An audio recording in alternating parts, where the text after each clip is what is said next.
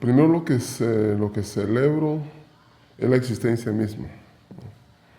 Es esta capacidad de los originarios de África en la diáspora de los afrodescendientes y su diversidad étnica. Yo soy garífuna. Eh, esa capacidad de resiliencia, ¿no? Esa capacidad que hemos tenido de seguir viviendo con nuestra cultura, con nuestra cosmovisión y especialmente con nuestra espiritualidad, ¿no? Esto es lo que, yo creo que esto es lo que nos da vida realmente.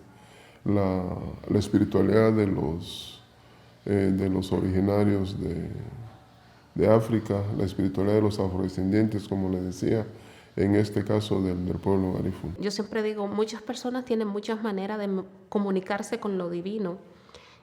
Para mí la danza es una de esas expresiones y de hecho si vemos las manifestaciones culturales africanas, pero si vemos muchas expresiones religiosas de matriz africana utilizan la danza como esa manera de comunicar entre lo humano y lo divino, de conectar, de hacer ese proceso de trance. Entonces yo creo que también, o sea, es más allá de expresión artística y belleza, es también una conexión espiritual. Saber que los niños y las niñas de Puerto Rico, del Caribe, de todos los lugares donde se encuentran, pueden expresarse con mayor libertad. Y yo creo que celebrar la infancia, celebrar desde la inocencia su negritud, mediante diversas expresiones.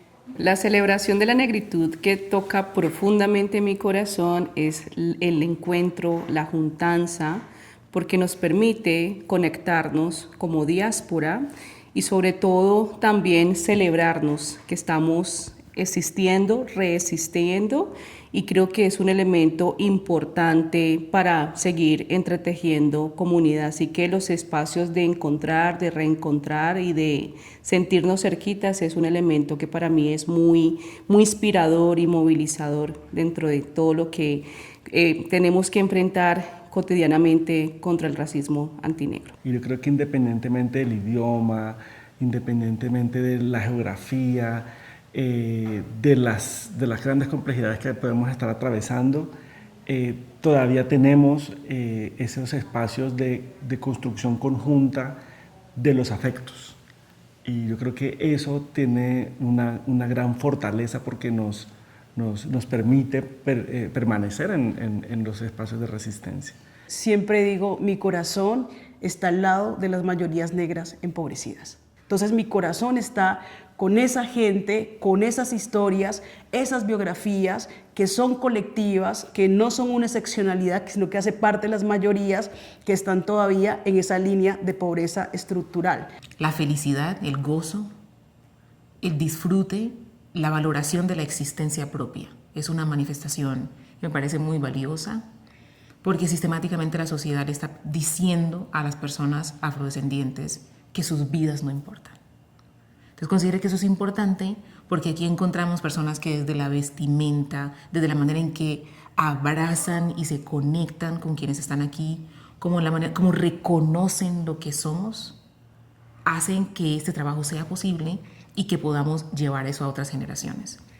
Eso se ve en la crianza, en la mayoría de las familias. Si lo revisamos con detenimiento, hay muchas situaciones difíciles, pero siempre hay una valoración de la existencia. Y eso va a ser fundamental para todas las acciones colectivas que emprendamos. Y también tiene que ver con momentos en que estamos celebrando leyes, días, momentos que celebran el gran esfuerzo que ha hecho la gente negra por emanciparse, que yo creo que eso es muy importante. Por ejemplo, los días que marcan la abolición de la esclavitud en determinados países, y que hay muchos países que lo tienen como una fecha fija. Eso no existe en Cuba. Entonces esos son, cada vez que uno hace esa misión de arqueología política, que descubre un cadáver o que descubre un hito, una piedra fundacional, yo creo que eso es un momento muy importante para poder celebrar, porque es el momento que marca una historia de dolor que fue roto con un gesto emancipatorio, y eso siempre hay que celebrar.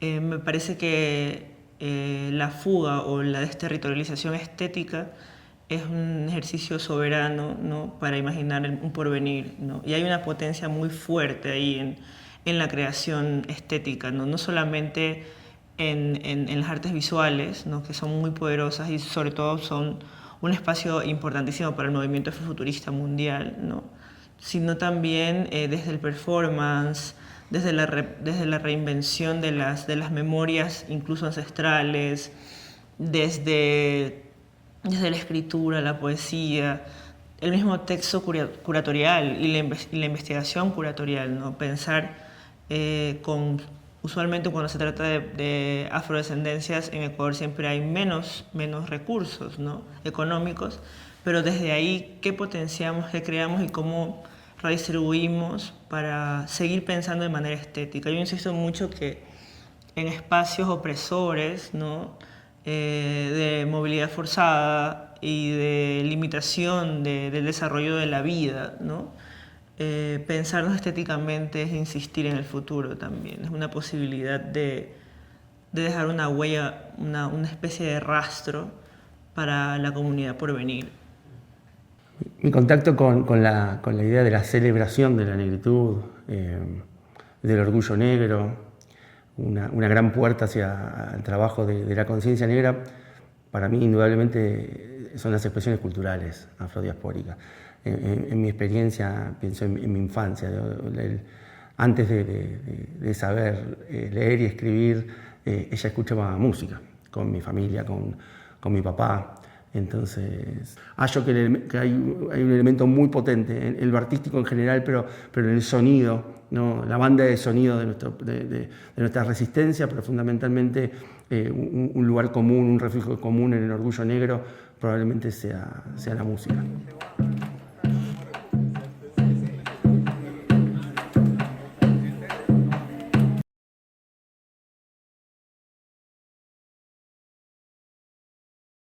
Lo más doloroso del racismo antinegro es ver cómo se vuelve institucional y estructural el que la vida de un ser humano no importe, en el que su color de piel determine si se le mata sistemáticamente o se le deja morir de manera sistemática, y cómo eso se atribuye a muchos otros pueblos. Desde ese punto de vista, es bien doloroso ver cómo sí el Estado permite el asesinato de nuestra gente o lo promueve. Pero más difícil es ver que nosotros mismos nos estamos destruyendo. Esa es la parte que todavía nos falta mucho por hacer. Y se manifiesta, por ejemplo, de que toda mi infancia, adolescencia y ahorita en la adultez es tener que encontrarme con esos cuerpos jóvenes negros en la calle, en las esquinas, inclusive al frente de mi casa. Y creo que eso es algo muy doloroso para la memoria y para el corazón, ¿no? Es decir, jóvenes que pueden estar en otra situación, en otro contexto, pero sabemos que el racismo antinegro es tan asfixiante que aniquila, que extermina y que de alguna manera no solamente ataca esas vidas de estas juventudes, sino que es un dolor colectivo de toda una comunidad. Hoy nos enfrentamos a otras manifestaciones del racismo antinegro. La apatridia, por ejemplo, en la República Dominicana, la consideración del Estado haitiano como un Estado paria, el genocidio sistemático en Brasil, el perfilamiento racial en Colombia, en Ecuador, en Argentina, la migración que trae a cientos de seres humanos a experimentar una de las formas más horribles de violencia en el Darién. A mí lo que más me toca en términos, como diría Franfano, este mundo mórbido que produce el racismo es el perfilamiento racial, ¿no? De cual he sido víctima, donde en muchos espacios de mayoría blancas, tanto espacios públicos como privados, me convierto en la sospechosa, ¿no? En la que hay que vigilar, una hipervigilancia a la que hay que requisar o preguntar, ¿no? Y uno la pasa muy mal porque esto lo que hace es quebrar tu dignidad como ser humano, ¿sí? Porque tú te das cuenta inmediatamente de que no te tratan igual que a las demás personas. Y no te tratan igual por las demás personas por una simple razón, porque eres una mujer o un hombre racializado como negro o negra, ¿no? Y hace poco me pasó y me pasa constantemente en el aeropuerto de Colombia, sobre todo en los aeropuertos, sobre todo en Bogotá, que cada vez que intento salir del país es una hipervigilancia con mis maletas, con mi cuerpo, ¿no? Y hice una fila, en la fila biométrica habíamos más o menos unas 20, 30 personas y la policía decide que yo debo pasar por el cuarto de requisa, que es un protocolo que intensifica la seguridad y la vigilancia frente a un viaje porque ya inmediatamente te convierte en una persona sospechosa, ¿no? Y me dicen que el procedimiento es aleatorio. Pues yo le digo, no puede ser aleatorio porque en una fórmula matemática, si habemos 30 personas, yo soy la única mujer negra, o sea, la última persona que podría requisarse sería yo porque por mi condición de mujer racial, o sea, no estaría dentro de lo que es aleatorio. Pero ¿por qué se convierte en aleatorio? Porque hay un perfilamiento racial, porque la hipervigilancia, la sospecha, el lugar de lo no posible es mi cuerpo. Y hoy en día, en el momento en que estamos haciendo esta entrevista, las personas, así como yo, dominicana de ascendencia haitiana, las personas negras, están escondidas en Dominicana por una cacería, lo puedo decir así, de personas negras que hay a través de una disposición que tomó el gobierno dominicano de deportar a todos los inmigrantes indocumentados del país. Se han propuesto este año 2024 deportar a 10.000 personas cada semana. Esto no es posible sin violar sistemáticamente los derechos de las personas. Y estamos siendo testigos de cómo dominicanos, personas que no sean de ascendencia haitiana, están siendo detenidos, arrestados por esta política migratoria, porque ellos no evalúan si tienes o no documento a la hora de detenerte. Ellos ven tu color. Y después de que tú estás en el centro de retención de inmigrantes, es que averiguan cuál es tu estatus.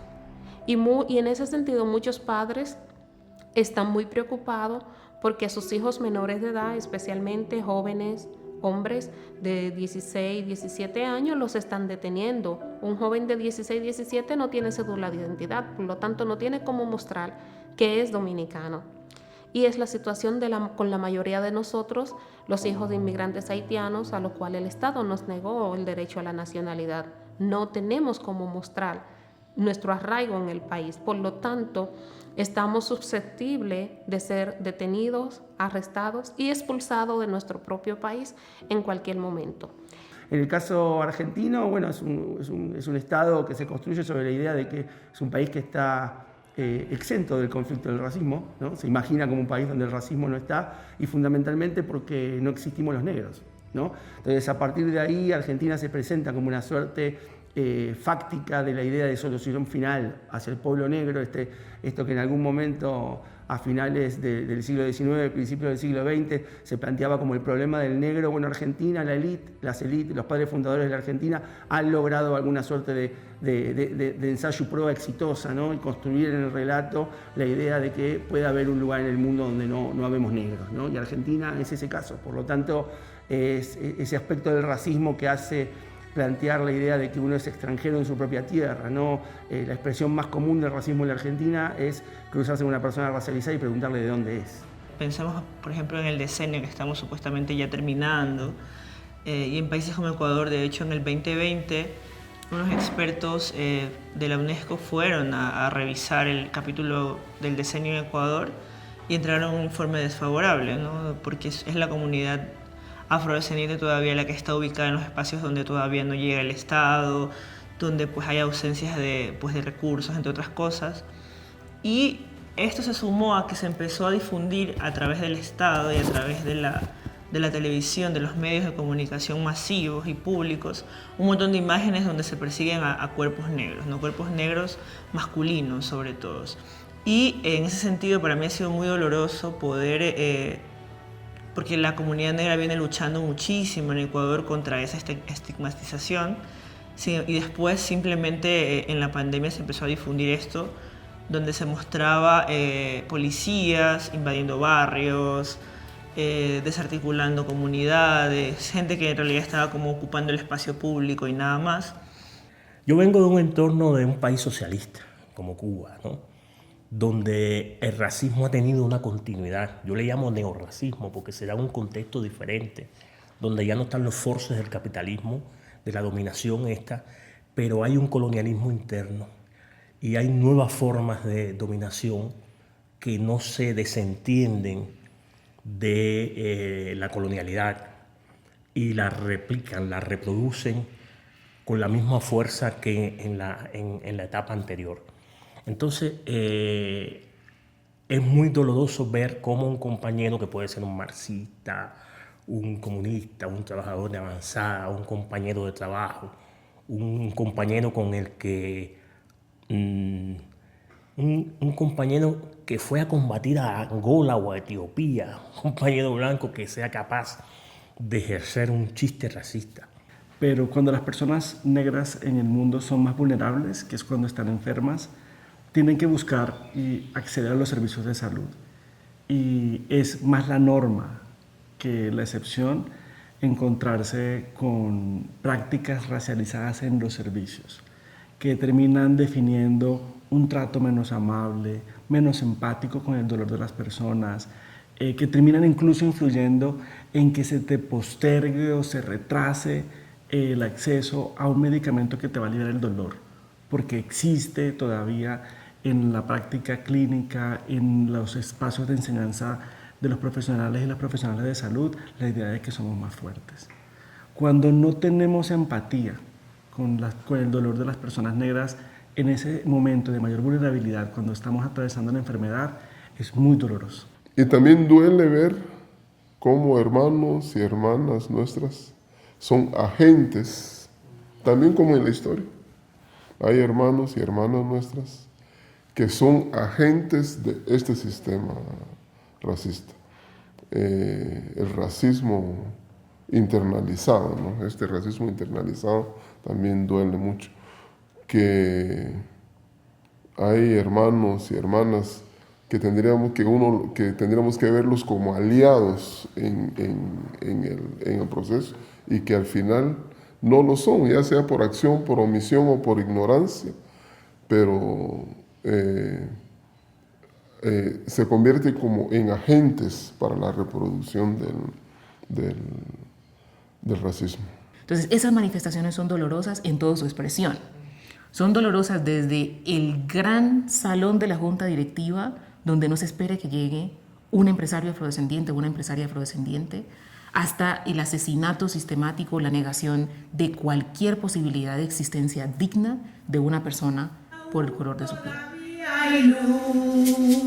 Por estos caminos aún todavía hay luz. Y en esa medida considero que el futuro tiene que volver a encontrarse en esa herida colonial, ¿no? Esa herida colonial que es el punto del libricero, como diría un filósofo colombiano como Santiago Castro Gómez, y es a partir de ahí plantear unas posibilidades, unos diálogos y unos encuentros donde esto que anunciamos como el privilegio blanco pueda tocarse, moverse, desmantelarse y combatirse. Y ahí creo que la experiencia global de la gente racializada como negra, las luchas de la gente racializada como negra que pone en el centro esta consigna internacionalista, panafricanista, que es las vidas negras importan, pueda redefinir unas rutas de un consenso, un nuevo contrato social o racial, donde esté en el centro el cuidado y el amor a las vidas colectivas, las vidas de todas y todos como seres humanos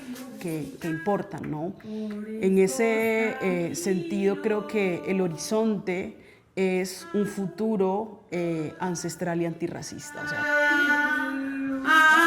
Ha nacido en Cali la Red Malunga, la red por la justicia racial y contra el racismo antinegro. Creo que las oportunidades de que nazca una red de este tipo conlleva a pensarnos que de forma solitaria no podemos contra este sistema, que como es un sistema global transnacional, toca precisamente encontrarnos para no solamente entender qué es lo que se viene fijando en el marco del racismo antinegro, sino también qué acciones mucho más sólidas, fuertes, sostenidas se pueden construir para precisamente combatirlo. Así que pensar en una red que nos permita articular, incidir, narrarnos también desde otros lugares me parece muy importante y oportuno. Y estos espacios nos ayudan a pensar y a insistir en el futuro, que creo yo que cuando hay gobiernos neoliberales,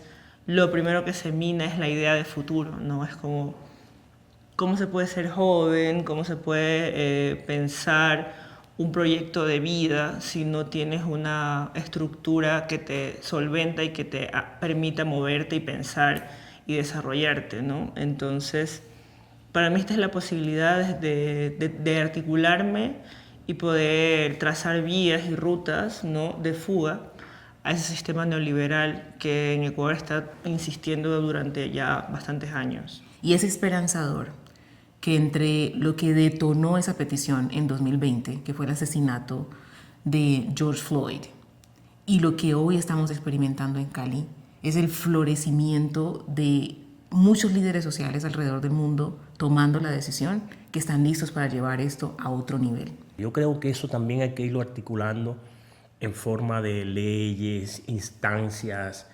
institucionales, gubernamentales, etcétera, y hay que irlo colocando en las escuelas desde niños, desde los primeros años de las escuelas, en los currículos escolares, en la publicidad, que hay que irlo. Yo creo que una red como la que estamos fundando contra el racismo antinegro, una red global contra el racismo antinegro, puede ayudar mucho a localizar esa diversidad que tienen los racismos en nuestros territorios. Y con esta situación que estamos viviendo ahora de las deportaciones masivas, se está evidenciando nueva vez otra situación que podría ser esperanzadora en el sentido de ayudar a levantar la conciencia de la negritud en la República Dominicana, y es el hecho de que esto no se trata solo de haitianos.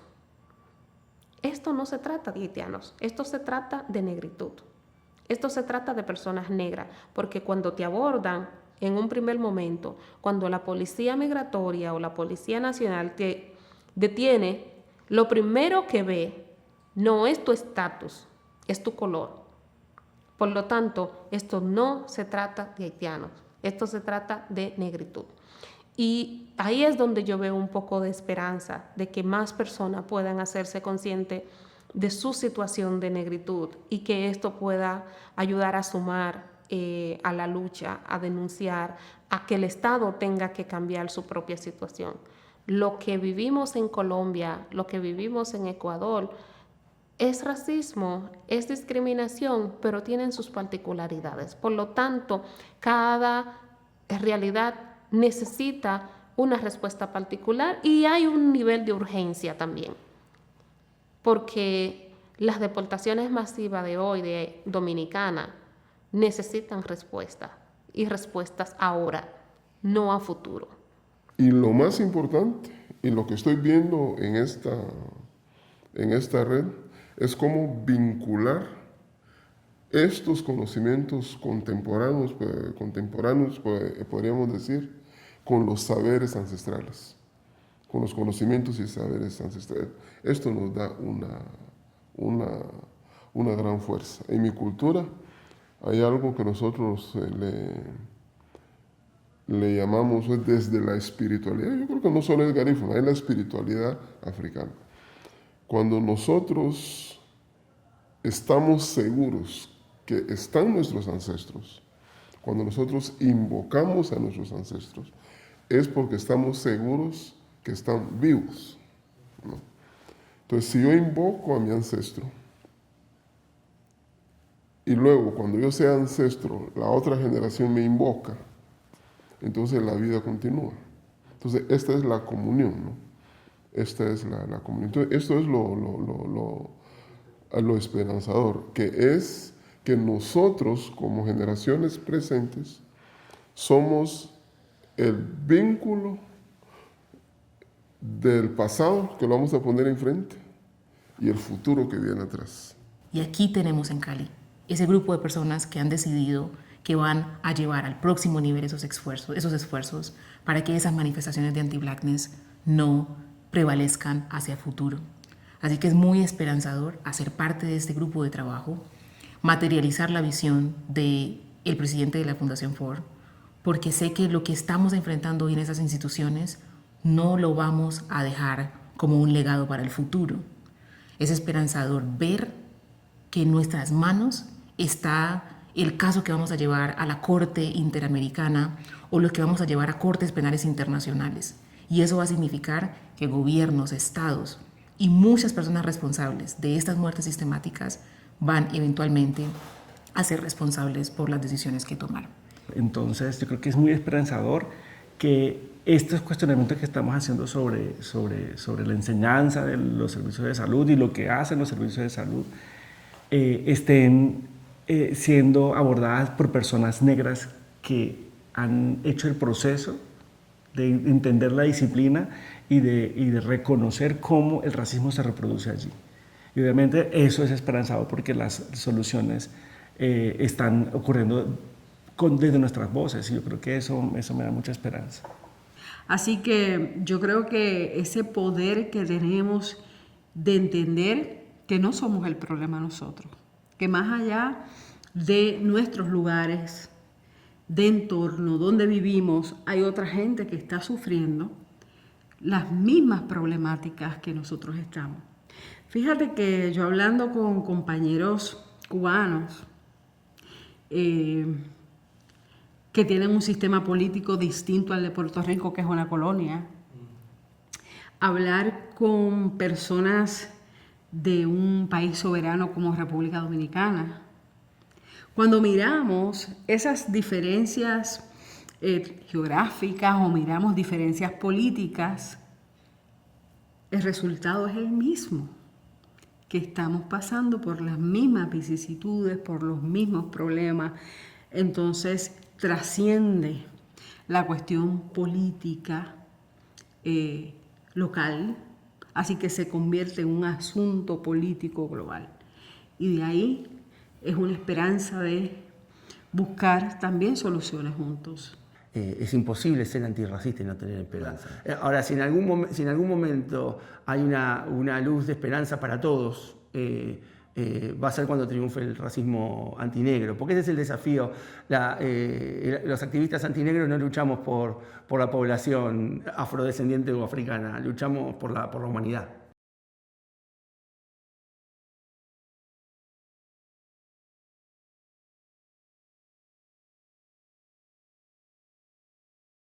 El rol de la filantropía y de los gobiernos es fundamental para financiar los esfuerzos que salgan de aquí. Voy a presentar algunos ejemplos muy concretos.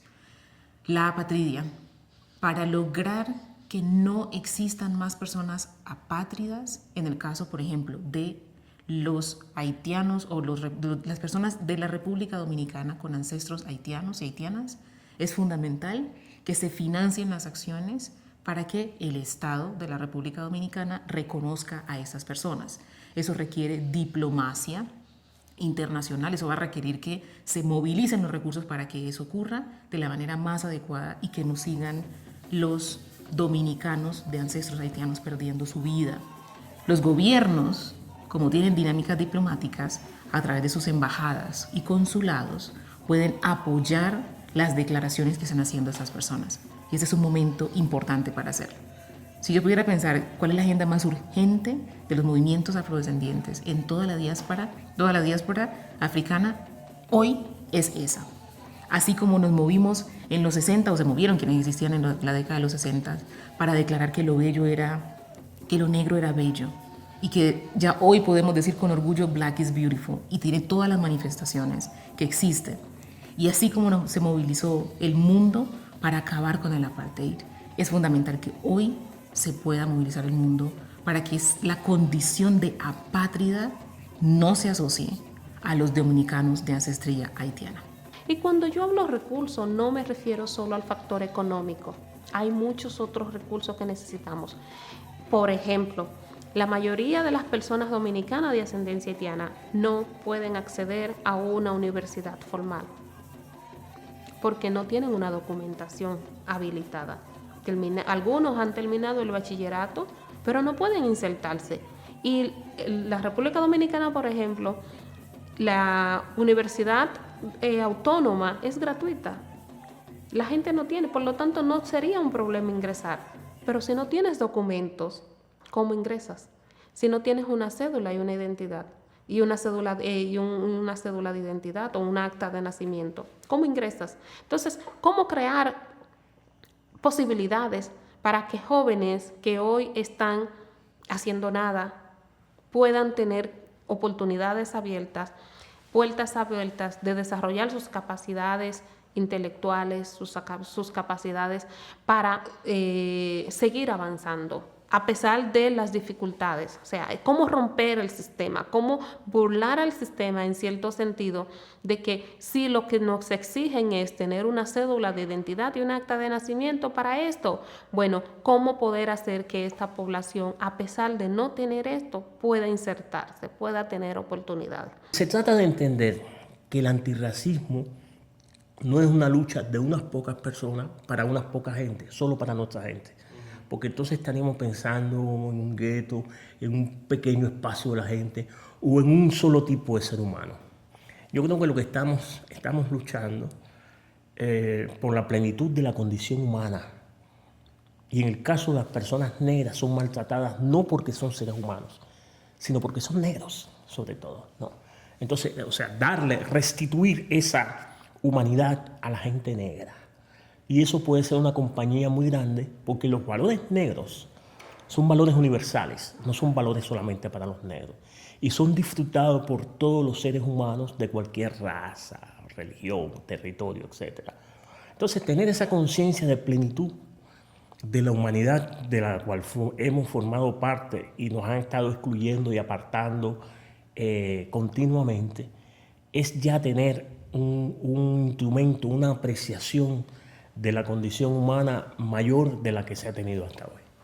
El trabajo tanto de los estados como de las instituciones filantrópicas debe ser un trabajo de justicia, de reparaciones, de poder permitir que los grupos y no ser obstáculos o no dar una parte económica con un tiempo limitado, sino que aquí se necesita hacer un trabajo de inversión justa para que los proyectos, para que la gente que ha sido racializada, que han sido discriminadas, tengan el proceso que se necesita para poder recuperar y para poder hacer nuestro trabajo con libertad, para hacer de nuestros espacios justos y espacios dignos. Y en esa perspectiva creo que sí hay una responsabilidad en poder generar estas articulaciones, conexiones con la cooperación, porque creo que juegan un rol importante en la geopolítica global de esto, pero considero que su rol no puede acotar simplemente en la financiación. Creo que su rol también tiene que ser repensarse, ¿sí?, las formas de explotación, las formas de expoliación, donde muchas y muchos hacen parte de ese 1%, 2, 3, 5, hasta el 10% de la población que controla, ¿cierto?, los grandes capitales del mundo. Yo creo que ese cuestionamiento es fundamental para garantizar efectivamente un giro antirracista en relación a las posibilidades del mismo proyecto civilizatorio global. Creo mucho en la reparación, ¿no?, en el ejercicio de reparación y redistribución, ¿no?, de los recursos. Me parece que es una cuestión lógica, básica y sencilla, que a veces, por ejemplo, desde los espacios como Ecuador nos hacen pensar que es impensable, que es difícil, que es burocrático, cuando en realidad es muy fácil redistribuir. O sea, es un ejercicio que se puede hacer, que es material y que se puede materializar de manera sencilla y a corto plazo, ¿no? Por eso mismo lo hacen parecer burocrático, complejo e impensable. Y es que de alguna manera, por más de que la gente quien enfrenta y sufre y le duele todo este tipo de lógicas y situaciones, pues de alguna manera si no contamos con esos apoyos, con esos acompañamientos mucho más robustos para que nuestras acciones puedan ser mucho más fuertes y materializables también en el tiempo, pues de alguna manera es mucho más agotador, ¿sí? Entonces la filantropía cumple un papel fundamental, el gobierno otro, y requerimos precisamente que estos actores estén comprometidos y crean precisamente en que es necesario acompañar estas luchas que de alguna manera vienen agenciándose hace muchos años por una comunidad cuyo clamor es el mismo a nivel global y es ¿hasta cuándo? Las esperanzas de las que hablaba hace poco habitualmente son individuales. Es muy difícil. Los techos de cristal, los dobles estándares dificultan mucho el proceso de esas carreras individuales. Pero las estrategias de comunicación de hoy, los procesos también de organización dentro de la academia y de las comunidades han llevado a que nos juntemos. Podemos acelerar esa respuesta si tenemos una plataforma para amplificar lo que hacemos, para que seamos más y que estemos, en este caso, moviendo la acción hacia el lado que queremos, que es el lado de la justicia. El desafío es indudablemente organizarnos, que organizarnos no creo que... desconfío de la idea de la unidad romántica.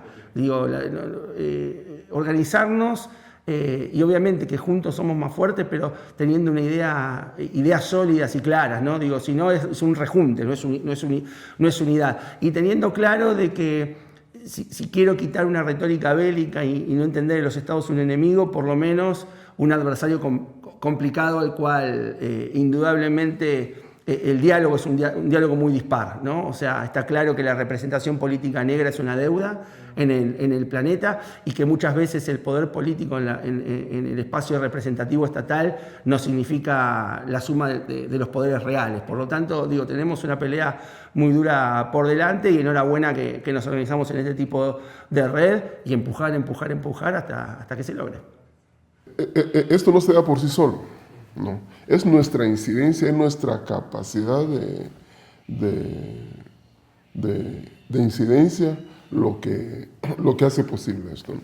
En la medida en que nosotros tengamos hermanas, hermanos, compañeras, compañeros en estos espacios o cerca de estos espacios, es en esa misma medida que esto revierte hacia nosotros. Si no, no camina. Entonces, otra vez es el mismo trabajo que nosotros hacemos.